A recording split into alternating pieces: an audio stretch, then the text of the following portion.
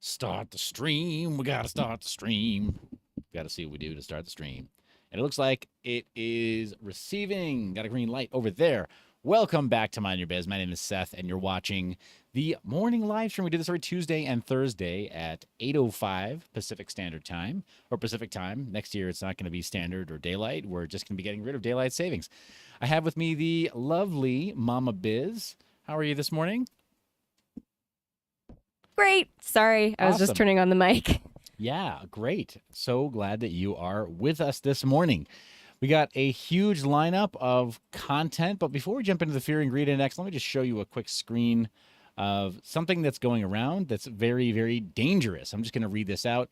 Over the weekend, a verified account posing as FTX founder SBF posted dozens of copies of this deep fake video offering FTX users compensation for the loss, air quotes, in a phishing scam designed to drain their crypto wallets. Now, unfortunately, I can't play this back because of the current setup. We don't have desktop audio capture running on this particular machine right now, but it's scary again. I'm gonna play it back so that Mama Biz can hear this because she's here. Hello everyone. As you know, our FTX exchange is going bankrupt, but I hasten to inform all users that you should not panic. As compensation for the loss, we have prepared a giveaway for you in which you can double your cryptocurrency. To do this, just go to the site ftxcompensation.com. Hello everyone. Damn. The voice is pretty darn good. Right? Oh, this has been like the scary thing about deepfake this whole time. Right. So they did it. They finally did it. You maniacs! So You burned it up. yeah, but they were able to successfully deepfake his voice, and you heard that. The voice sounds like a perfect voice print of SBF. So to anybody that's not really well trained in spotting deepfakes quickly, they might not notice that his mouth movement, his lip sync isn't perfect or whatever, because it looks like it's recorded on a webcam. Well, there are people who don't even know this technology exists, particularly boomers. Right. They're a highly vulnerable population when it comes to tech. Yeah, it's not it's not a great look for the tech scene in general. We can do better, but you have to protect your people. That's the bottom line there. Why don't we jump into some news articles in the Crypto Fear and Greed Index? You mind reading this off for us? Yes, sir. Fear and Greed Index, Extreme Fear 22. Well, that's up from 20. That's a small improvement. Yeah, so small improvement from yesterday. It looks like the sentiment has changed just a little bit. And it's a bit of a trend line that is towards extreme fear, and I don't think that's going to change all that much in the near future. I think that we're going to continue to have extreme fear, and here is why. I think that most people believe that we're reaching bottom support, but they're wrong. Yeah, I think that a lot of people are just like hoping and wishing that we reach bottom support in the cryptocurrency price, especially with Bitcoin leading the charge, but I think if you're looking at what's happening with, Genesis, Gemini, and Grayscale, it's not over. Yeah, it's not over. Yeah, it's the 3Gs conspiracy, we'll call it. Yes. Yeah, Mama Biz giving us the 3Gs conspiracy. Let me read off some comments here really fast. We got Justin Eubanks saying, GM MYB. Kevin Hawthorne saying, good morning from Lakeland, Florida. Always great to see Kevin in the chat. Automatic Beat says, good morning. Sean C. says, good morning. Mind Your Biz. Aussie Crypto says, good for crypto. That's what I've been saying. Yes. Yeah, I mean, there's a bit of a bloodletting, bit of a purge going on right now. It's always a little bit more complicated, I think, than most people realize. Thank you so much for having that live viewer count popping up. Thank you for sharing this video while we are live. It makes a big difference to YouTube, right? But let's talk about why I think people are wrong about bottom support. They were saying that when we were approaching, right? See this? The end point of this wedge, right? This descending wedge. But the thing about these little tomahawks or these little thin little candles like this is that it normally signals that it's going to go one way or another. And you remember, as you know, prophetically, I told the audience Bitcoin would go up or it would go down. And it did one of those things. And you were right. You called it. I called it. I screenshotted it. And now I'm a crypto guru. I'm a technical analysis guru. I'm going to say, this is a good time for that big red screen. Yeah, it is. This is not actually financial advice, guys. Want to read the full thing? You are responsible for your own decisions. This media is not intended as financial or investing advice. Do your own research or get wrecked. These are just our opinions. Yeah, pretty much. I'm a technical trainer who was a senior national trainer for Microsoft, and have, worked for some technology companies, but I'm not a FINRA guy. I'm not a FINRA certified financial planner or financial advisor. And even if I were, you are not my client. So that is I'm not advising you personally on anything. But we are looking at this chart, and it seems like there is normally when you see something like begin to taper off like this, find some kind of very thin line, it's going to break one way or the other. Raven Boy Crypto is in the chat saying, GM. Appreciate you being here, Raven Boy. Technically bullish, throws on the shades, the sunglasses. It's good to see you in the chat. Also says, yo, appreciate you being here. But yeah, we had a couple of red candle days, and we've gone to the downside. Little bit of a reversal of that trend. And the histogram on the MACD, it didn't quite flip into bullishness, but it did start to taper off. And so that was, I mean, if you were just looking at the MACD as one indicator on the daily, then you might think, okay, we might be flipping bullish, but that's not how that works, and markets don't do what you think. Well, and not to mention, this is just my inner conspiracy theorist talking here. What we're looking at is there's a lot more, in my opinion, at play than just what is crypto doing. But we're entering endgame territory with, the powers that be, the centralized banks and organizations that are aligned with them are now working to I think to bottom out crypto so they can buy in and then control it. Yeah. That's what's happening. Absolutely. And you've been hearing me, my neighbor's audience, you've been hearing me say that since Bitcoin started its descent from its last top, right? From its last $69,000 towards this. We have hit strange resistance points. Looking back at the chart here, really weird resistance points, really weird support points along the way. And it, it hasn't looked like an air quotes typical chart for Bitcoin, but what is typical, and what is typical for Bitcoin? Well, in some cases, institutional adoption. Everyone was screaming that they wanted an institutional adoption. And, Mom Biz, that just means that you're going to get institutional interference the way you do in other markets, like you're saying. So, yeah, these larger institutions, they want to buy up everything of value for themselves, like real estate and everything else. And they want to make us beg for it, pay top dollar for it, pay interest on it. And then they want to rehypothecate anything real of ours that they hold, and fractionalize it and make derivatives and give us junk in exchange. Like they just want to continue with business as usual because that's what they've been doing for over 100 years, and this is the most disruptive thing to ever come along.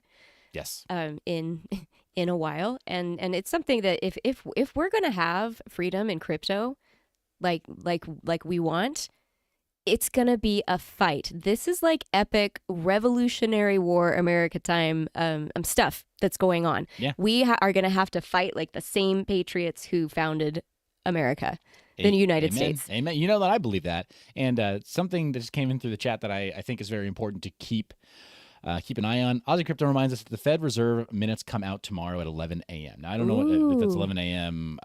Eastern, but we'll check that out and check out the Fed minutes. So that should be something that we report on our Thursday stream, or maybe we do a special edition. We just record something really faster. I'll do that possibly just tomorrow when that comes out. Thanks for the heads up on that. Ravenbow Crypto says they want to sell paper versions. Yeah, right. Same as usual. Business as usual. Exactly. But that's the end game. Yeah, but the chart right here, it is showing that we can latch onto some other formations right here. We do have these two green candles we can now latch onto. We got a trend over about a week that we can start to identify as something different. Maybe this continues downward. Maybe it doesn't, but it looks like a descending wedge at this point. Don't, again, you already saw the red screen. You don't need me to run it again. But this is what I'm seeing as a sort of a local formation, right? So there you have it. Don't base your trades on this, but chopsticks are reapplied to something else. Looks like it's downward. Might not be. This could be a breakout to the upside. It could be reversing the trend, and it could be that, yeah, Bitcoin is seeking that support very solidly above 16K. So, yeah, don't go basing your trades on that. Speaking of Bitcoin, though, and basis for Bitcoin, here's the cost basis for Bitcoin if you're mining it. At 8 cents per kilowatt hour, at a 1% pool fee, and at a typical power and efficiency profile of an S19J Pro, you're mining one full Bitcoin for $14.2 as of today, or $14,250 to be precise, a little more precise. And that's not bad based on the chart. That would be considered the value buy range. This blue line right here, about $2,000 below what Bitcoin's current price is. Not bad at all. It does mean, though, that the profit margins, if you're selling off the excess, or if you have to sell off in order to recoup your costs in mining, pretty razor slim margins. And there are a lot of Bitcoin miners who are capitulating right now. Mama Biz, there are warehouses full of Bitcoin miners that are being abandoned right now. Not even clearing out the old hardware because they simply can't afford to pay their bills. They can't afford to pay their electricity, their rent, and they're having to abandon ship and pretty much just get foreclosed on. Is like a different way of looking at it. Man. So yeah, it's kind of rough. They're just being evicted. So huge opportunity for mining if you're looking for hardware to buy up. The miners are capitulating. I've been saying it for a while. We admitted on the last live stream that for GPU mining, we're seeing the prices that reflect capitulation in GPUs right now on eBay. I stood corrected, right? I had to change my worldview based on new information that we saw on eBay, where the average price of GPUs that I thought should have performed at about a certain range, they were already there. And I thought that we had a little more time, but it looks like we're already there for the hardware. Maybe it goes lower with the native assets, but the hardware, we're pretty darn close to seeing that bottom support. So if you're interested in running infrastructure, take these signs seriously. Start coming up with your plan, right? Your business plan to acquire, if that's something you're interested in. Now, no, I'm not advising you on what to do in your specific situation, right? Like be smart with your own money, but pay attention, right? Prices are good. Things are on sale. Cassius Cuvée is in the chat. He says, all good. I'm buying the dip, guys. Cassius Cuvée runs the crypto channel, Poppin' Crypto. He's also a rap artist who is crypto specific, who is Web3 oriented. Ooh, and a nominee in the upcoming Web3 Influencer Awards. Correct. Nominee in the upcoming Web3 Influencer Awards, as well as a performer at the upcoming Web3 Influencer Awards in person that we're doing in Miami. He will be there, holding it down, making it a great time. Definitely good person to know if you can meet him in person. Ravenbow Crypto says, see S9s for $100. Almost there, if not that. Yeah, when S9s are going for essentially the price of shipping, we're there. We're just about there.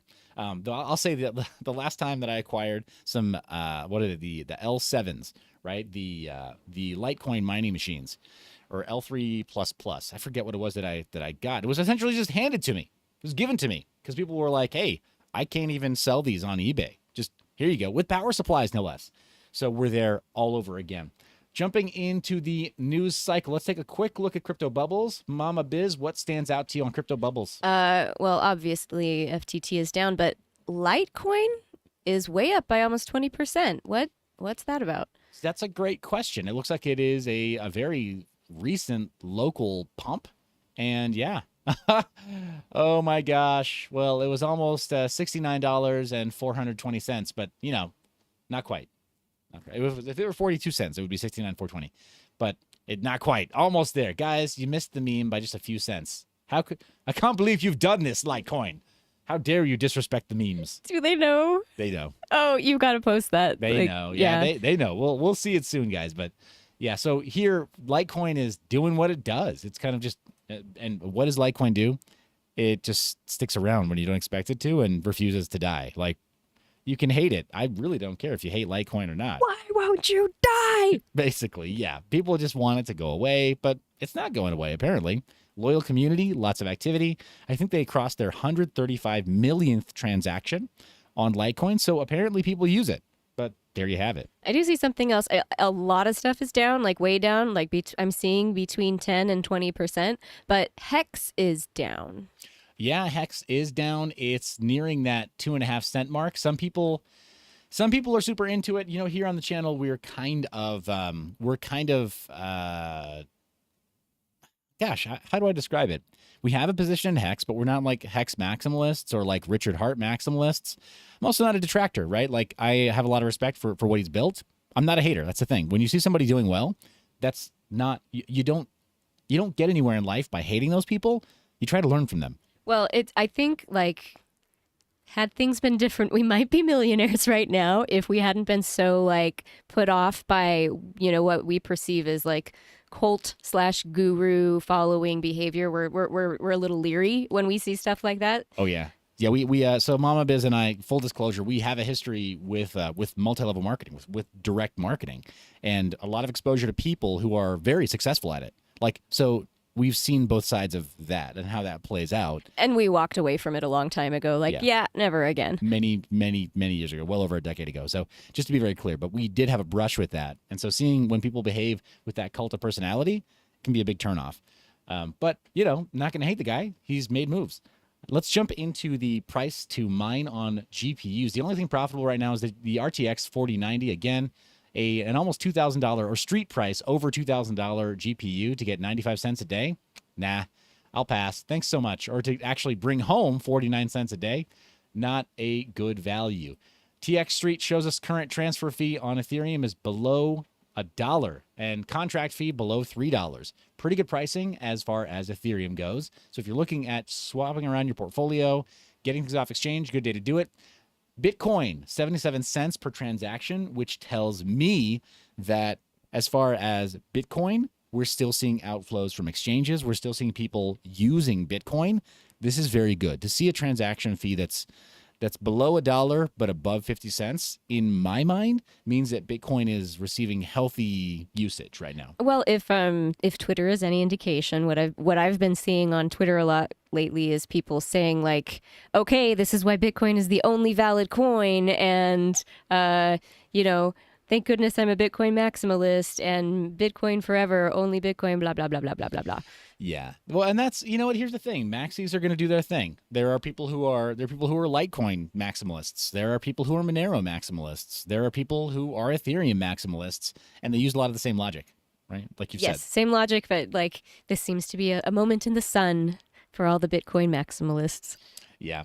Automatic Beats says LTC, what doesn't it do? It just doesn't hit all-time highs.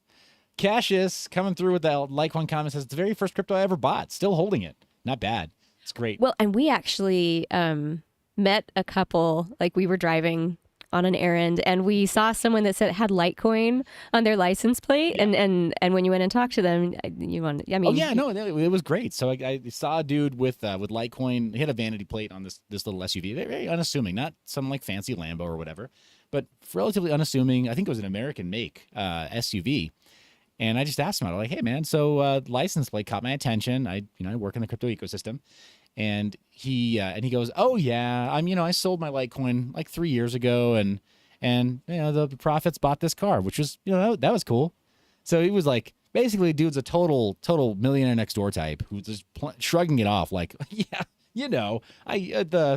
this was one of those little portfolio, diversification techniques that I used years ago, and it played out okay. But yeah, I mean, that's just it. There are so many little assets in the cryptocurrency ecosystem that can do that. So there's really no point in trying to do that person that's like basically saying, no, I'm going to pick all the winners. This thing's definitely going to zero. It's definitely going to die. Unless you're going to save people. I'm still going to take that win that where I helped people avoid wreckage by jumping into the Chia hype. But yeah, Litecoin, we saw somebody win with Litecoin recently, like locally. It was right in our faces. So yeah, that's the current TX outlook, TX3 outlook, TVL on all chains. It's still in favor of Ethereum, almost 64.1%, or not quite 65% anymore. But still, when you talk about decentralized finance, when you talk about the smart chain ecosystem, it's still Ethereum's game. I like showing that as a visual aid. There's Ethereum and everything else way down here, right? Like, don't get it twisted. If you're into smart contracts, you have to acknowledge Ethereum's dominance. And if you're not launching an NFT project or a DeFi project with at least some bridges to Ethereum, you're literally leaving money on the table.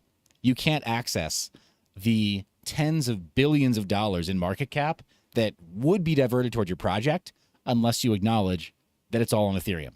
Just saying. So that's why we have that right there. Let's jump into the news, though. What do we got here, Mama Biz? Cathie Woods buys the dip as ARK Invest scoops up Coinbase GBTC shares. According to Bloomberg, Cathie Woods' ARK Investment Management has bought over 1.3 million shares of Coinbase. Oh my gosh, I can read. Coinbase Global since the start of November, and 450,000 shares of Grayscale Bitcoin Trust. Yeah, so GBTC, and then the ticker symbol coin. You see that very first bullet point down on the stories list there. Mind your biz, audience.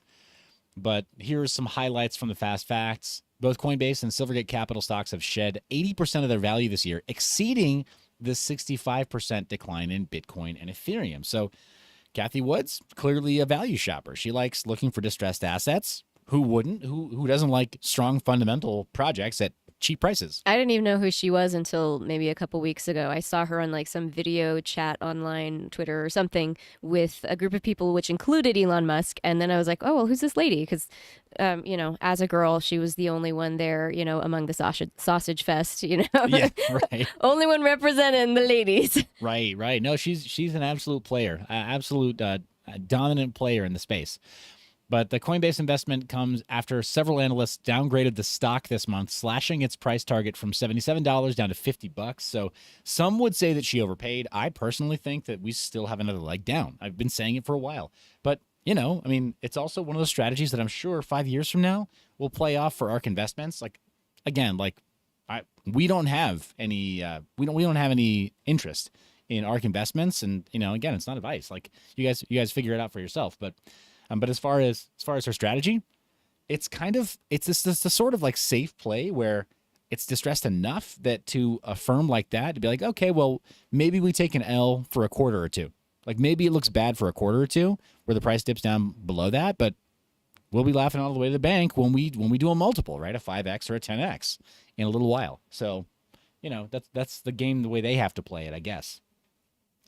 And I have to leave in 3 minutes, just a heads up. Yep. No, obviously, I know you got a hard stop for your morning this morning. But what else do we have? Tornado Cash developer Alexei Pertsev, did I say that right? Yes, Pertsev. To stay detained until next year's hearing. A Dutch court hearing ruled that the Tornado Cash developer would be held for another 3 months as investigation continues. I heard recently that the Dutch government is like instituting some really strict crypto regulations pretty soon too. Yeah. Yeah, that's probably true. But at the same time, like Dutch authorities detaining somebody because they wrote code, this is over the top. That's terrifying. Yeah. Especially compared to what we saw with Sam Bankman-Friedman. Yep. Sam Bankman-Fried. Steal $10 billion from people. He's literally running free, running wild in Bahamas, living his best life, running away from people who are trying to get photos of him. So yeah, but yeah, I think it's terrible. Another 3 months in custody. This is inexcusable in my mind. Jailing people who develop code for months on end. If you're in Netherlands, really, my Dutchies. Go and demonstrate for this guy. Like, go show some solidarity with this dude. This is not appropriate. And our Dutch friends from across the pond, like, you turned up when your farmers were in crisis, right? Or your farmers turned up for you, right? To show up for you. There are various different sides of society, right? And of the ecosystem that we all have to play in. But a lot of it does boil down to finances and whether or not people are being treated fairly. Please, if you're in Netherlands, consider doing something for this guy, because here our hands are a little bit tied. We can do a change.org petition. That's not what this guy needs. He needs people to literally be there showing up for him. So yeah, I just want to point out something in the comments here. I'm sorry I can't read the name because it's not close enough, but code is free speech. Here. Yeah, absolutely. Yeah, Raven Boy Crypto, 100%. Code is free speech. Sean C says, so they arrested Tornado Cash developer for writing code, and still SBF is working on his day in the Bahamas. Yep, he sure is. Wisdom Bars asks, looking forward to hearing how this fallout is good for crypto. I think it could be good to see who's who in the crypto space, but that's my thoughts. Appreciate you adding that. Mama Biz, I think you've got to run at this point, so you want to say goodbye to the audience? Bye, everybody. Thanks so much. Have a good morning. Well, yeah, we'll see you, Mama Biz. I'm going to continue with some of our news articles. So yeah, appreciate you jumping in as you could, and I will see you later. Have a good appointment. You got things to get to, so I can't wait to see results. So checking out, let's see. Raven Boy asks, how do you think recession will affect crypto market, negative or positive? I will go through that in just a moment here. Let's get through some news first, and then I'll make commentary as we go. But appreciate y'all saying goodbye. Mama Biz, they're all saying bye-bye to you. So the Brave New Coin says, acknowledging the trust fallacy surrounding KYC verified accounts. There's no doubt in the minds of financial organizations and anti-laundering regulators that KYC verified accounts prevent fraudulent activity.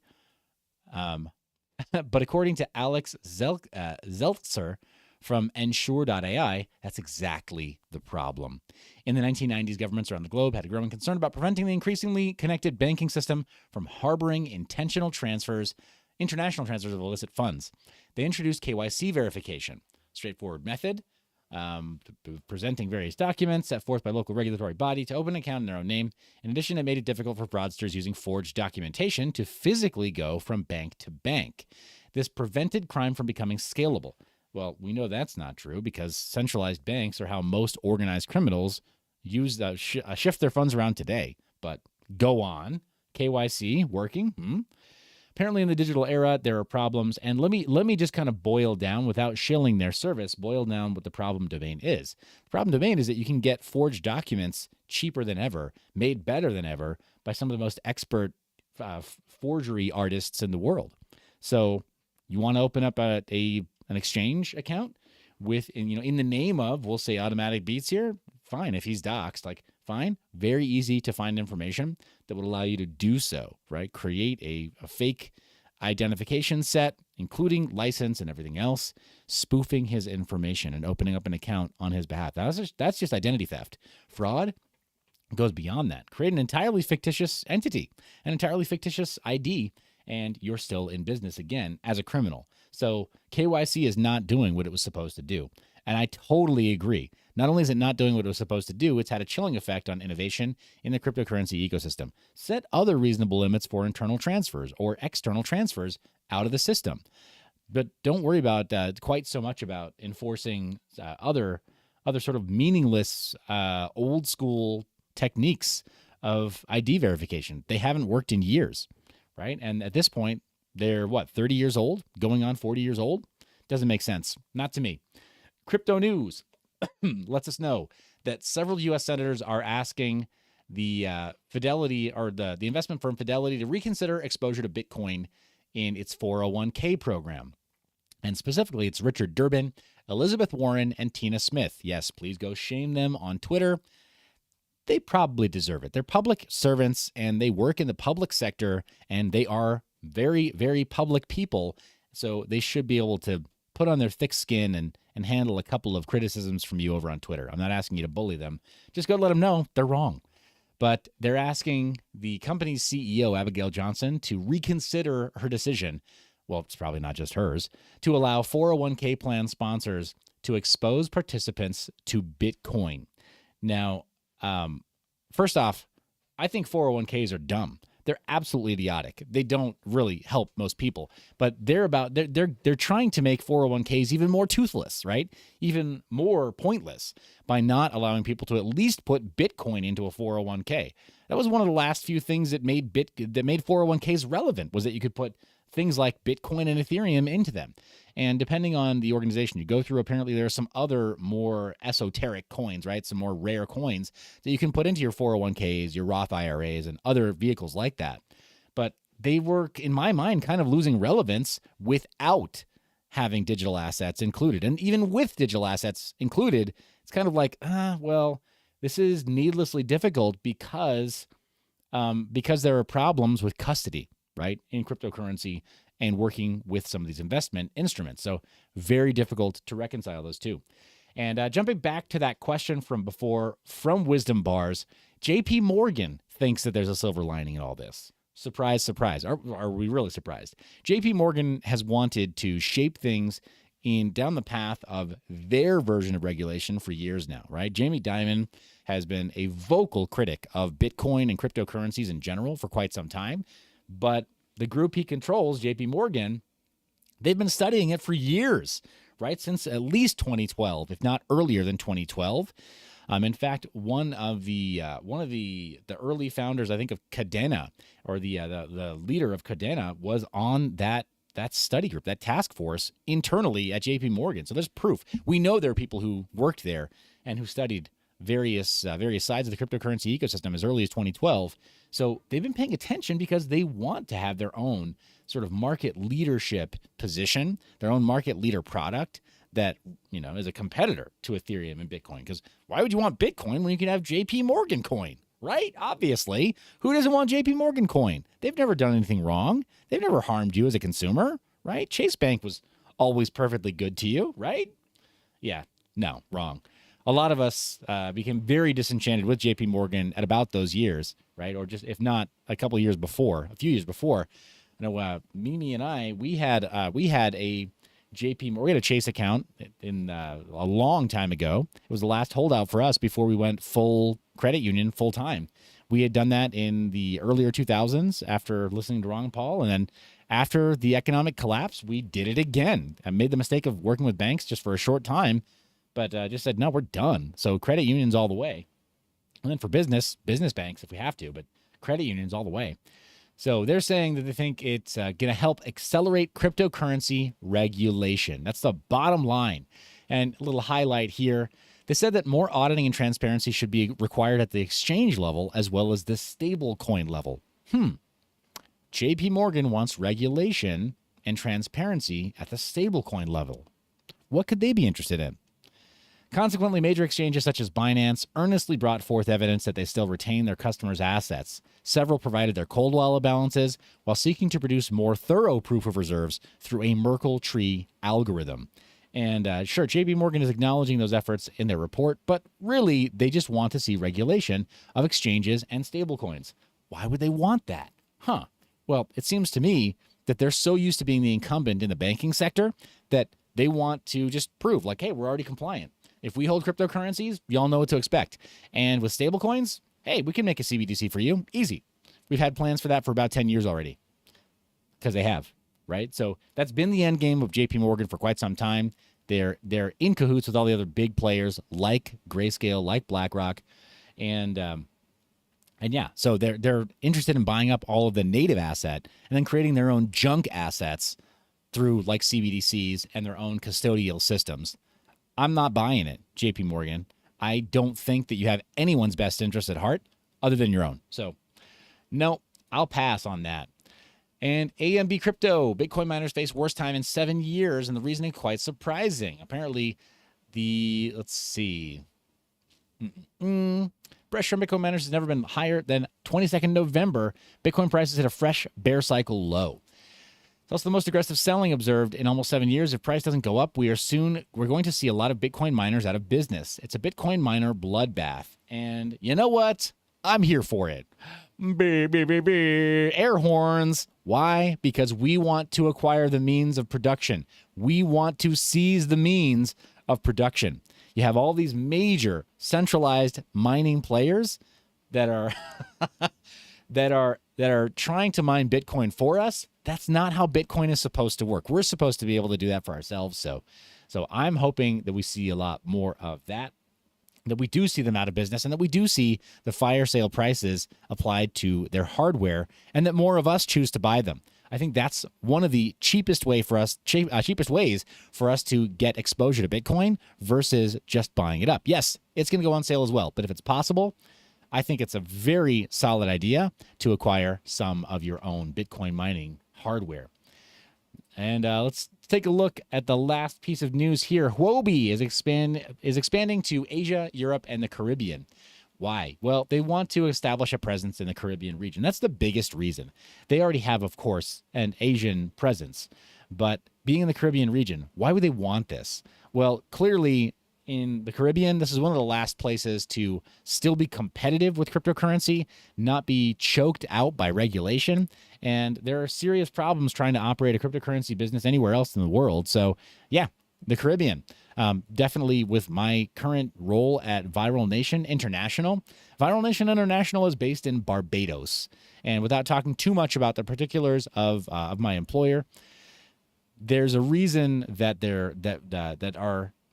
our division is based in Barbados.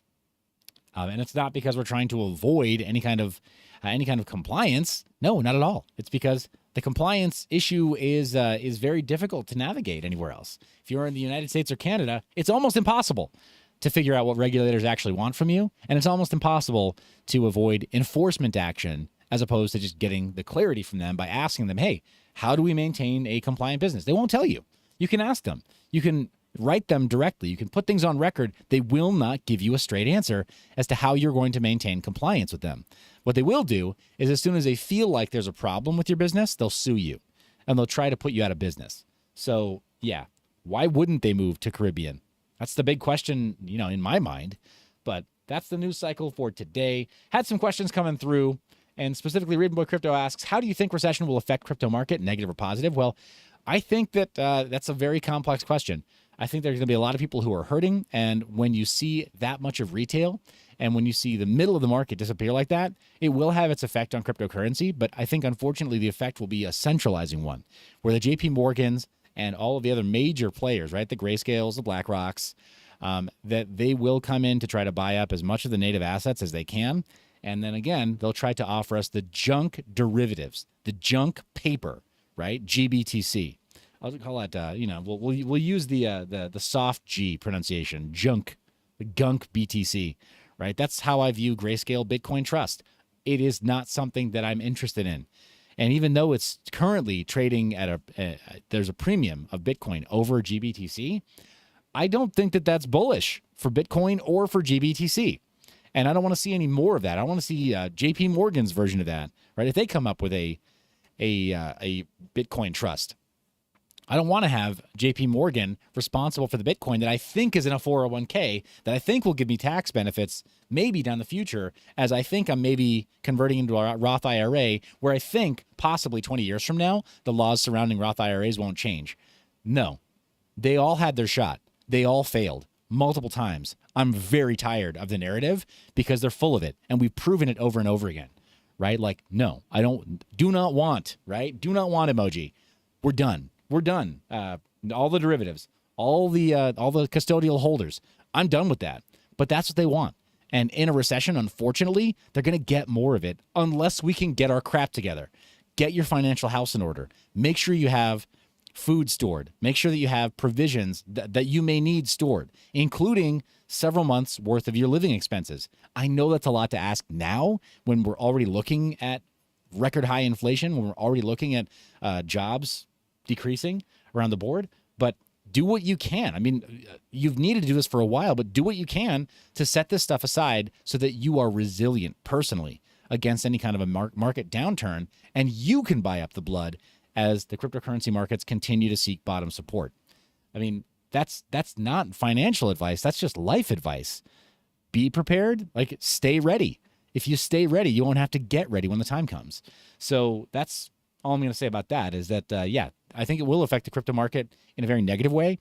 But if we're prepared, then we can buy up some of that blood, some of that cheap native asset right alongside the major institutional players. They don't have to be the only ones that benefit from that. We can as well. You've been seeing me talk about custody for a while. Look for a video on Altcoin Daily coming soon. Altcoin Daily's main channel, where I talk to them about using your own devices for custody, holding your own cryptos. We went really in depth on that. I won't cover it here, but this is important, guys. And anybody in the space knows how important this is. Shout out to Cassius, who's in the chat right now, who also dropped that same piece of really solid life advice over on Around the Blockchain recently. They liked it so much, they created multiple clips of him saying it because it's that important. You have to hold your own cryptos. You can't trust the exchanges or even like the spot buying platforms like Swan Bitcoin. They're nice and all, but get your crypto off there, right? Cash App, if you're going to buy Bitcoin there, get your Bitcoin off there. Don't leave it in their app. Don't leave it on their servers. Make sure that you hold it if they let you hold it, right? So, I can't say that strongly enough. I think it will be a negative effect, though. Jumping back, Wisdom Bars asked about if you think the fallout is good for crypto. I think that JP Morgan believes it's good for crypto because it's good for them. It's always doublespeak, right? With the major institutions and with politicians. Anytime they say, "Oh, this is good for crypto," they mean, no, it's good for my interests. It's not good for retail. It's not good for us, basically, the little guy or the middle of the market. They're happy to see the middle class further erode and just disappear. They want serfs and lords. That's it. And which side of that equation are they on? Obviously, they're never going to be in the position of a serf, but they do want us there. Right. So, yeah, I'm very worried about all of their commentary there. Hey, Cassius Cube says, "Hey, you said my line. Stay ready." Hey, those are words to live by, right? You have to. You absolutely have to, especially in cryptocurrencies. But the way you do that is custody, gentlemen and ladies. The one or two that are out there. I apologize. Mama Biz left, and might be the only lady in the audience today is not in the audience. But our GPU mining portfolio is it's looking very much like it did before. Flux is the major long-term hodl that's worked out well. The Deadwood is in the chat also says, Morning Raven, it's the wood that makes it good. And I'm here to make everyone smile. Appreciate you being here with us and spending some time before you jump out. Ravenboy Crypto says, the robots will become the new middle-class workforce. Yeah, that's true. So are you in a position to own a robot, or are you going to have to be forced to fix other people's robots? Right? It's a big question, because fixing other people's robots will not be the new blue-collar work. It'll be the serf class of work. If you want to get ahead and even just be blue collar, you need to own a robot or two. Full stop. You need automation in your life, and you need some automation that you can direct. But I think we're a few years off from that, thankfully. In the meantime, yeah, GPU mining portfolio looks like our biggest performer this week is Beam, then Neoxa and Ryo Currency. Haven is there as well, but guys, these are very speculative micro caps or nano caps in the case of Ryo. Be very careful playing in this territory, but if they survive, possibly there's some alfalfa growing in them fields. Down at the bottom, the biggest loser is Zero, Equilibria, and Etho Protocol, which again, nano caps that are on the point of extinction, right? With that chart right there, that high oscillating chart you see on Etho Protocol's price, it is crazy. Etho Protocol's price looks highly manipulated in my mind. Maybe it's not. And if it is, I don't know who would be doing it. But if you're into high frequency swing trading, it looks like Etho Protocol is doing what we saw in 0x Bitcoin months ago, if you were watching the show back then. So if you know how to automate your trades on an exchange that's offering Etho Protocol, have fun. But yeah, don't breathe it in. Don't keep your assets native. You're going to need to find your profits somewhere else. Moving out of GPU mineable coins, going into hard drive mineable coins. Last 7 days have been exciting for storage and Siacoin. A little less so for Signum and Chia. There we go. And Chia is still 96% down, holding that support at $30. I cannot wait to see Chia closer to 15. I think that I might pick up a bag even if it doesn't get to 15, just because the poor investor was like, you know what, it might be time to buy. I think he's probably right. And I am setting up a storage dense server for my own purposes, so I might leave some passive plotting going. And I'm not going to use an SSD or do high performance plotting. I'm just going to use a few terabytes that are not being used, and I'll let them stay plotted and let them run, because I already have a storage server running that is for my own private encrypted cloud. Look for a tutorial coming very soon. I'm going to be extending my next cloud, my own private encrypted cloud, but I will be self-hosting that instead of hosting it with a virtual private server service. So again, really nerdy stuff. Does it matter? Yes, it does. Why? Because of self-custody of crypto. We'll be doing our own Bitcoin full node. We'll be doing our own Monero full node. We'll be doing our own Ethereum full node, as well as a few other EVM full nodes. Have we got your attention yet? Good, because we're going to go through all that stuff in one box, in one machine. Actually, right here next to me, old server that you can pick up for a couple bills. It doesn't cost much. And then the price of hosting, maybe even leave it at the office if your workplace is open to that. So consider it, guys. Yeah, so Chia, bottom of the list there, close to the bottom of the list. CPU mineable portfolio. The Deadwood says serfdom is the nice word. Yeah, serfdom is the nice word. Yeah. Pimps and hoes is the other way you can frame it, right? They're pimps and they're hoes, right? Serfs are hoes. Don't get caught in that paradigm. Don't get caught in that frame. You'll never escape, right? No. Right? So there you go. That if you want to clip that out and quote it, feel free. Do the trap remix. Throw it on Twitter. We get that trending. Drop a beat behind that. Pimps and hoes, serfs and lords. Bobcat X says, "What up, Seth? Good to see you, Bobcat. Can't wait to see you in Miami." And I don't think you've met Cassius yet. No, you met Cassius. Yeah, we were in Las Vegas, I believe. Or was it Las Vegas? I think we all met up in Las Vegas. I think so. I'm pretty sure everybody met up in Las Vegas. If not, we will close that loop in Miami.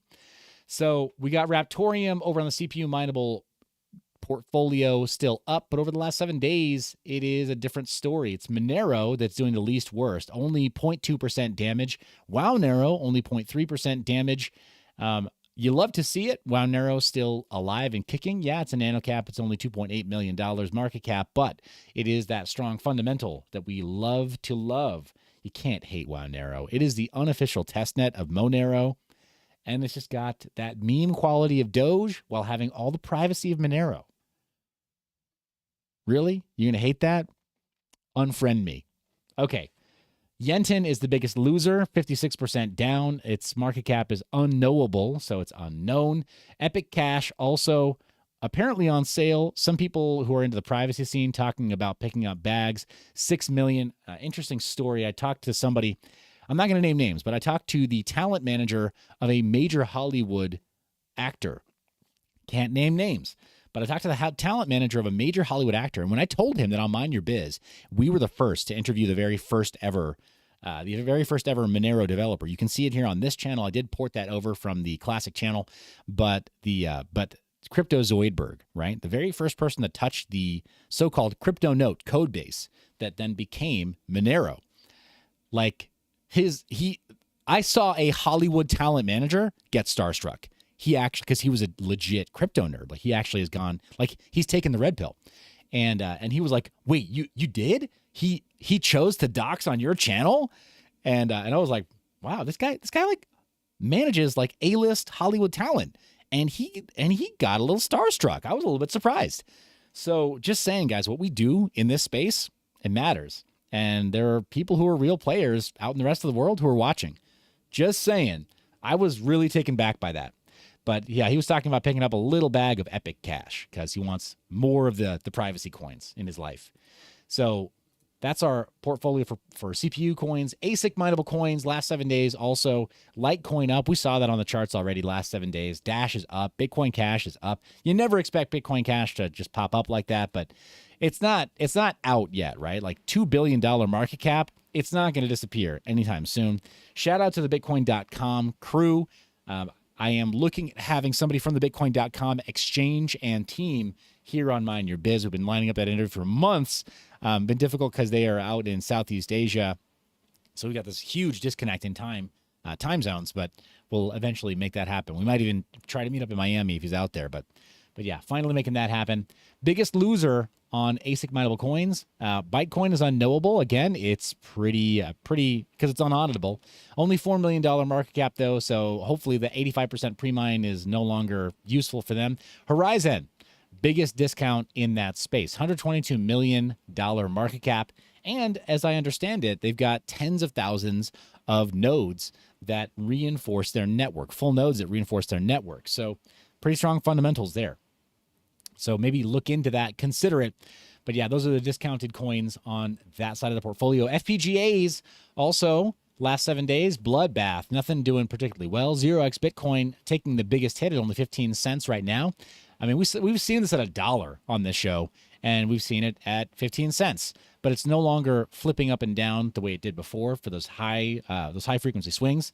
Unfortunately, 85% down since we made this portfolio. But last week, 18% down. If you're thinking of speculating on it, I'm just urging a lot of caution. Its market cap is below $2 million. You are playing with fire, and it's not doing what it did before. So trying to get those profits out of that project, look for the stuff that has those high frequency trades like we were talking about before, right? Look for stuff like that you can swing trade if you're into that thing, into that sort of trading. So Digibyte, only 1% down. So least worst hit. Handshake, 2% down. And this is after the Namecheap acquisition, $11 million market cap. I'm still hopeful that it's going to come back. I've purchased some Handshake domains because they're available to purchase on Namecheap. Really easy to use, way easier onboarding than Unstoppable Domains or than ENS. Really, really easy to use, and I've really enjoyed using that. But let's jump into our proof of stake smart contracts. BNB is the least worst operating or least worst performing asset in the paper portfolio. PNL is only 30% down, but last 7 days, wax baby, wax on. Yeah, sorry, wax is on, so we're gonna wax on. Shout out to Ken Bosak, the bro, who has been shouting it from the rooftops for a couple of years now that Wax was something to look at and a platform to publish on. Also, shout out to Miss Teen Crypto, who's been using Wax as her preferred NFT platform of choice. So they've been telling us for a while that it's great to publish on. They're probably right. And then biggest loser looks like, oh, Solana. You know what? Not shedding any tears over here, and I really don't care if it's going to bounce. I really don't care if anyone wants to speculate on it. I just don't want to touch it because the smart contract platform that's basically unusable in my book. So I don't care. Cosmos Hub going on a more of a fire sale. This is something that has my attention, right? Cosmos Hub, I actually do view as potentially useful in the future. Compare that to another one that's on the bottom 5 list of Ethereum, Polkadot, Terra Classic. All these, like of these 5, I'm probably most bullish on Cosmos Hub. Polkadot, way less so. Solana, not at all. Terra Luna, why? Why would you do that to yourself? Why? That would be like they'd be like playing a game of soccer, having somebody accidentally kick you in the balls, walking off the field, and then intentionally punching yourself in the balls again. Why would you speculate on that asset? Why would you do that? I don't get it. Polkadot, just not the same, right? Their fundamentals have vastly shifted since they've been losing leadership. I just don't have a lot of faith in Polkadot. I'm not the only one who feels that way, but Cosmos Hub, since redefining the goal for Atom 2.0, I think that they've finally got their head on straight. I think they are going to fix the tokenomic problems and specifically they're going to fix some of the utility issues of that main token. So yeah, I'm excited about that, seeing Cosmos Hub go on sale. And I want to see it go on a deeper sale, but wishing ain't having. We have to see what the market will actually do. The junk drawer. This is where we find all kinds of speculative moonshot assets that maybe they perform, maybe they don't. The point is, this is that side of the portfolio, our paper tracker, where I got to red screen you again. Danger, Will Robinson. We don't know what lies beyond these gates. Saitama Inu, top of the list. Massive runaway performance, right? Like, we don't know. We just don't know what's, we just don't know exactly why it performed this way, but those percentage figures are absolutely accurate. Now, the P&L, clearly impossible. We cannot possibly possess $19 billion worth of this asset. Its market cap is only $39 million. But the point is, the percentage gain is accurate, right? And this has to do with an entry problem when we first put this in. Everrise also doing really well for the long-term hodl. Floki, Luffy, UFO Gaming, Dogelon Mars, Ampleforth. A lot of these that people just said, like, no, why would you ever mess around with that? That's dangerous. Don't touch those. Well, for the long-term hodl, they've worked out pretty well, I'd say. And these numbers are accurate. This is CoinGecko's portfolio builder, and we used it to build this portfolio exactly as you see. 7 days, though, different story. Floki, Caspa, Everdome, top performers. I'm glad to see Everdome actually doing okay. So not completely bleeding out. That was really frustrating for a while, seeing all of those projects not do as well as they could. Biggest losers, unfortunately, Gold Retriever. Since doing that video, we're down significantly, right? Down. But GLDN is now at the $2 mark. I'm looking personally at scooping up a little bit more as it continues to find bottom support. There were rumors of a hack on the smart contract and the token not doing very well, but I will take a look at that. Cassius dropping some names. Pizza Mind inspired me when he told me about Cosmos 2.0, he says, in Vegas. Pizza Mind is a sharp dude. Person to know, person to follow. We're in a group with him on Telegram, and yeah, always dropping serious alpha. But yeah, he's been DCAing the last 2 weeks. Cassius also calls out Algorand. I'm not the biggest Algorand fan, but I know that I need to have it on our tracker at least. It just hasn't been on my radar in a big way. I know. That and H-bar, everyone's going to, they rake me over the coals. Like, why wouldn't you do that? Well, reasons. This is the channel born of proof of work, so we're pretty focused on proof of work, but that's a good reminder for me to pay attention to some of those other assets. But Gold Retriever, DYDX, not as happy about that. Not as convicted in that. Hedron and Hex, if you're into that ecosystem, Maximus DAO, they're all on sale, right? Apparently, all on sale. And then Baby Saitama. I don't know that I can speak to the fundamentals of Baby Saitama. Call me crazy, but all of the Inu clones, I don't think they have the same fundamentals. Weird. But that's our junk drawer. These are all moonshots. Moving to the IBC gang. Gang over in the IBC lane. 7-day performance, Comdex, wow, coming back from the dead. 15 cents. That's not the biggest comeback. I've seen it, we've seen it at $5. So to see it at 15 cents is truly humbling, but here it is at that almost $9 million market cap, making some kind of a return. Akash Network also performing better, right? Akash Network is one of those that, again, has strong fundamentals. If you believe in Flux Network, then think of Akash as, doing a similar function to Flux, but in the IBC ecosystem. I'll have the great pleasure of moderating a panel and a discussion between Greg Osuri of Akash Network and Daniel Keller of Flex Network on stage in Miami for Decentral. Guys, I'm psyched. I've submitted the some of the talking points we're going to go over to our speakers. They've had more than a full week to prepare their comments. It's on. And I've been asking about it for months, as you know. And they both took me up on the challenge on Twitter months ago, and then we backed out. It was starting to get starting to lose some hope there. But it's happening. It's confirmed on Miami. Do not miss it. I'll be reposting it right here on Mind Your Biz. We wanted it, right? We wanted it. We were some of the only people in the space who were begging for it. I was the only person saying, I'll facilitate it. You guys know that I'll make sure it stays friendly, and I'll facilitate it between the two of you with empathy for both sides, because I've got a lot of love for Proof of Work and the Flex Network, and I've got a lot of love for the IBC ecosystem and what they've been building, right? So, because it is genuinely transformative technology. It's good stuff. With the built-in atomic swaps as a primitive for blockchain. Blockchain has needed this. If Bitcoin had that with Monero right now today, Bitcoin would have no privacy problem. If it had atomic swaps built in the way Cosmos has atomic swaps built in between all of its daughter chains, we would have no privacy problem with Bitcoin. But they didn't. It's not built in. Atomic swaps are important, and they will be the future of crypto. Still the future of crypto. But IBC offers it today. So there you go. Our Cosmos ecosystem offers it today. 10 set gems. What just happened? How? That was weird.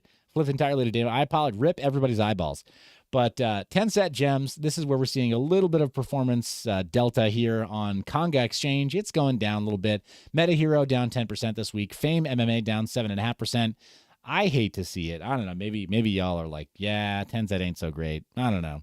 But Robert Grin is one of those people who I really do have a lot of faith in leading projects like this.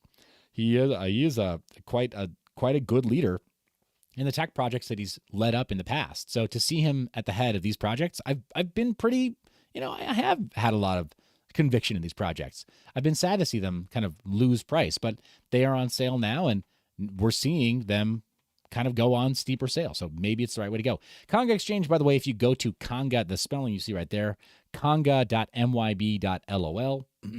That is an affiliate link for me. It does help the channel, and it is a way for you to do spot trades if you need to, or to put in limit orders with either no KYC under certain limits or very light KYC because it's governed in Poland, right? So they do work with clientele from around the world, right? From any users around the world. It's still legal for me to mention that, but as per usual, spot trades are not the same as leaving your coins on exchange. Do not leave your coins on exchange. I'm just saying that they're useful. They're a useful platform for that because they have the liquidity, and they just tell you whether or not they have enough liquidity for certain trades. But phenomenal exchange for that. They do allow you to onboard native Binance Smart Chain assets and native Polygon assets as well. So if you have those, you may be able to just use that as a centralized exchange if you need to for certain other assets. Namely things like Bitcoin, right? Like Bitcoin. If you need to get something from Polygon or Ethereum quickly converted into Bitcoin, you need a spot exchange. Hey, CBTV is in the chat, says Bobcat is in the house. And guess what, CBTV? You've been moderator-rated. You see that? Your name is in blue. Sorry, Blood. I know blue isn't your favorite color, but you're wearing it today. Thanks for being here. Thanks for saying hello. But 10 set gems, that's the side of the portfolio that I've been tracking for a while because I'm interested in what they're building. Stables. Why are we talking about stables still? Because stables are under attack by JP Morgan. Stables are under attack by the regulators. Stables are under attack by people within the cryptocurrency ecosystem. Bitcoin maxis also doing crazy things when it comes to stables. They lose their minds when it comes to stables. We need to pay attention to what's going on in stables. We really do, right? If we don't, then we're going to have that attention paid for us by regulators. They're going to come in with a heavy hand, and these things will not be something we can enjoy. Guess what? Stables are pretty damn useful. They really are. When you need to be able to quickly execute a trade on an exchange or on a DEX, your dry powder is in stables. I don't care who you are. So pay attention to which ones are strongest. Tether, USDC, Binance, USD. Of these three, I'm starting to feel like I trust BUSD the most. Am I crazy? Is that a crazy thing to say? Tell me what you think in the comments, guys. Which of those three would you trust most? Now, here's the caveat. I don't trust any of them as much as I trust DAI. Not at all. And yes, there's been some FUD around, oh, we'll die. You know, they've got Ethereum in their reserves now. They've got Ethereum in their basket now. It's not going to work. I disagree. Wholeheartedly, I disagree. DAI is just fine. It's not going anywhere. Don't even worry about it. And you know what? Do Kwon's famous last words. By my hand, DAI will D-I-E, die. How's that working out for Do Kwon? Yeah. Step off my permissionless stablecoins, Mr. Kwon. So moving down the list, Pax Dollar also, strong fundamentals coming out of the Paxos group. I mean, they do have their reserves published the way you would expect. USDT is the one that I wanted to watchdog here. We are now at $721 million. I don't see this being a very good thing. All right, so CBTV says, I haven't seen BUSD frozen in any wallets. Not saying they won't in the future. Yeah, you got a good point there. They can. That's just it. They can. But you know who can't? DAI. They literally can't. It's not possible based on their smart contract. That's why I trust it. If you give me a $20 bill and it's in my hand and you try to reach for it again, probably not going to slap your hand, but I will stop you, right? Like, that's how my money works. I'm pretty sure I speak for most of the gentlemen in the audience that's how your money works too. And I won't be reaching for the cash that just got put in your hand. I won't be doing that because I understand how that works in the real world. Do we understand how that's supposed to work in crypto? Because I think most people don't. And they're begging for regulation where in the cash world, we would never stand for that. Just saying. Moving down the list, Frax is another reasonable alternative to DAI. It works now as far as their permissions on the smart contract. Can't speak to it the same way, but Frax, and then Liquidity USD. You do have to put forth a collateralized debt position in order to mint the Liquidity USD, but it's called Liquidity because if you fall below the collateralized debt position threshold, if you fall below the collateral threshold, they liquidate your collateral. So the supply always remains stable. That's built in and that's been audited. It's withstood a lot of outside scrutiny. It works very well. In fact, it works so well that some of the geniuses over in the Hexagon community decided to fork it for a project on the upcoming Pulse chain. We'll see how that works out for them. Liquidity is in production today and it works. Magic Internet Money, similar mechanism, and then SUSD. Does it look sus? Yeah, SUSD. Maybe not, but it is meant to be also operated on CDPs that will auto liquidate after a certain threshold, and then they've got an internal mechanism to assist in giving incentive, right, for managing those liquidations. But yeah, some alternatives to your Tether, USDC, your Binance, and your DAI. But DAI is more commonly accepted, right, at the point of sale. So just be aware of that. Stables matter, guys. Anybody who says they don't, I don't know if I believe you. I don't know if I trust your opinion. If you say that stables don't matter in cryptocurrency, if you're a Bitcoin maxi, like trying to hide the fact that you're crying over, over being 80% down from your acquisition price, went out, remortgaged your house, sold your car to go buy $69,000 Bitcoin, and you tell me stables don't matter? Fuck you. No, they matter. Sorry, it's rare you're going to hear an F-bomb from Uncle Seth here, but people who did that and tried to get their audience to go do that, y'all deserve it. Go sit in the corner, think about what you've done. So, yeah, little tough love from Uncle Seth for you there. But over on the GPU Ethereum replacements, we got Ethereum Classic, top of the stack by way of, not P&L, but market cap. 7-day performance, though, it's Caspa, Neoxa, Beam, Firo, all in the green. Everything else is in the red. Biggest loser, Ciro, Ergo, ETH Classic. Definitely. Latrell, F-bomb MYB is great. This is why I need a woman on the show, though. She walks away for like 5 minutes, and I'm out here like starting to curse. Man, I'm just saying. Men, you need women in your life. That's how it works. You really do. It's not good to be alone. Really isn't. I don't care what the Tate brothers say. It's not good to be alone. That's why they hang out with each other, right? Like, but hang out with your bros too much? No women? It's not good for society. I'll put it that way. Maybe it's fine for you. Maybe you think you're okay. But over the Richard Hart ecosystem, we got 7-day performance, everything bleeding, including PulsePad. It's bleeding. Bottom of the list, though, that has a listing for its actual price performance is Hedron on the biggest sale. Hedron seems to keep on getting destroyed, though, just pounded, hammered. Hedron really takes a beating, even though it's supposed to have that really high utility. And then Pulse Doge, some of the meme coins that were doing fine before, not so much anymore. Last but not least, the Doge chain ecosystem, guys. These are highly speculative ecosystems. I want you to be aware of that. I'm aware of that. We talk about them because some of these moonshots are where there may be some actual alpha. You need to know there's alpha in the memes. There's alpha in the moonshots, especially when we're seeking bottom support. If some of these projects survive, rocket ship time, baby. I almost said rocket shit time. Rocket shit coin time. Jump on the rocket shit. Sounds very weird. All right, but Doge Chain, the main underlying asset, it's down 29% over the last 7 days. Huge movement towards bottom support. Doge eat Doge. Omnom is down 26%. The least worst loser is Meta Doge, and there are others as well that are doing okay. KibbleSwap is not showing its actual price performance, which kind of bothers me, but I wish that we did actually see what it was doing.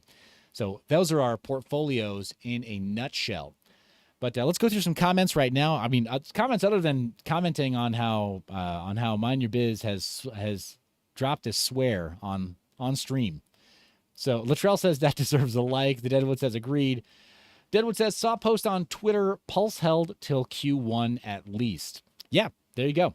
And I think that it's pretty obvious. Pretty much everybody who's involved in the Pulse ecosystem agrees that Richard Hart is trying to time the bottom.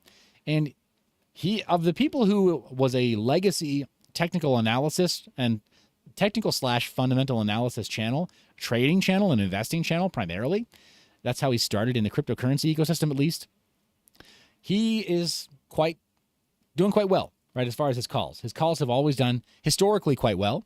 So for him to time bottoms in markets, it holds a lot of weight. So to see that that's when Pulse is being held, that is my best guess, is that is his guess for bottom support in the market, is that we'll see that sometime in Q1 of 2023. And I tend to agree.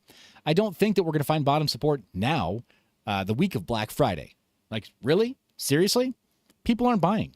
And they're not going to buy through Cyber Monday. And they're likely not going to buy through the date of Christmas itself. And with CPI going the direction it's going, plenty of blue-collar families, plenty of middle-class families are simply going to be adjusting their expectations for Christmas in general, right? Or for the holidays in general. I don't care what side of the holidays you choose to celebrate. But people who are buying gifts for each other for end of year, that looks very different this year than it did last year, with CPI eating away at everybody's available income, their disposable income. It just, the families that have avoided bankruptcy are not going to go throw themselves headfirst into bankruptcy by trying to get little Johnny the latest version of the PlayStation or an additional Nintendo Switch. That's a problem right now. People can't even buy what used to be an impulse purchase of $200 for their kids at Christmas. Yikes. We're in trouble. To answer Ravenboy's question from before about a recession, we're in one. We are in a recession. It doesn't matter what talking head is telling you differently on mainstream media. We're in a recession, and CPI has just been like one little symptom of that recession. Real estate, the fact that the bubble hasn't popped yet, in a recession. We need to see it happen. Like, we need to see the prices go down in some areas, but they're not going down, right? So unfortunately, those are the conditions. The Deadwood says, folks are calling for Pulse, but why release as the market crashes and send your new project down the drain with the market?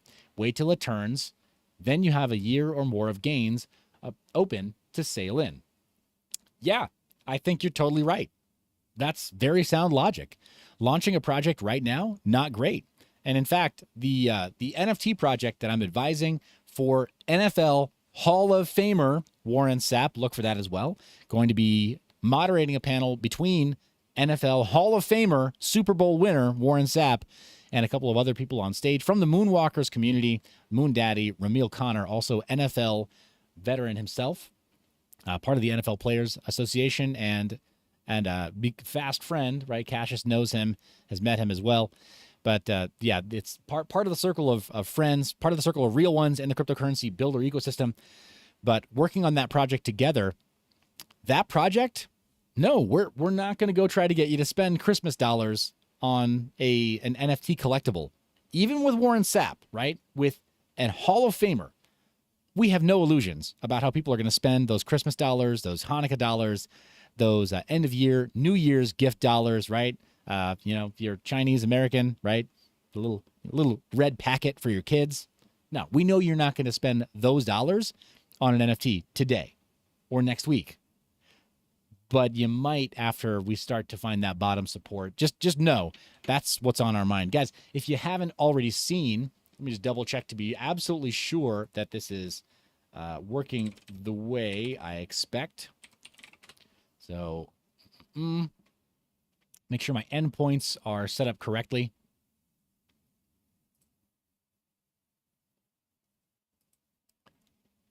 Okay.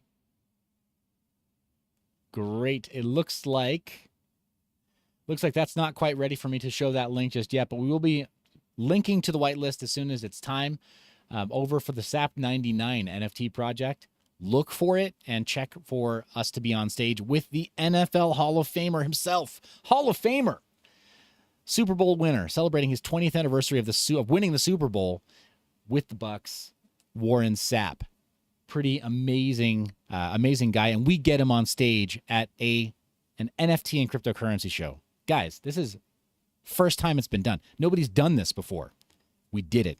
We got him. He's going to be in Miami with the entire crew. He's going to be on stage with me, with RC Moon Daddy, and then with Chriso from the Moonwalkers community, as well as with me exclusively on stage, an encore stage appearance on the main stage of Decentral, November 28th in Miami. Guys, you need to be there for end of show. We get the capstone event of day one at Decentral in Miami on the main stage. So check out their live stream, check out our coverage of it, check out my very intimate private chat with Warren Sapp. I'm so excited about that, guys. So just saying, that's the way I'm going to end today's live stream, is that I'm jazzed. I'm excited. It's a great time to be building. Not a great time to be launching, but it's a great time to be building anything in the cryptocurrency ecosystem. And I'm trying to be very careful about what I actually put my energy and my effort into. And we're just getting started, guys. Other NFT projects, other crypto projects, other interviews. Mind Your Biz has not slowed down in this bear market. I'm sure, as you can tell, we've made the Tuesday, Thursday live stream a regular thing, though I do need to excuse myself for next week.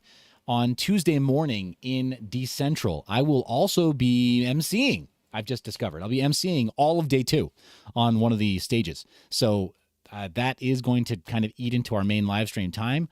Let me know. Would you like me to try to show my live stream, just show off some of that stage at Decentral? Because I could just live stream that stage right here to Mind Your Biz instead, and that way that would take the place of our regular Tuesday live stream. On Thursday, I will also be co-emceeing at Web3, or Women in Web3. Now, by that I mean I'm going to be assisting good friend Jay Chains over at the Women Web3 conference, helping to pick up slack where there is some, and that is, it's an unofficial thing. I'm just doing that for the culture, right? I'm doing that for the family.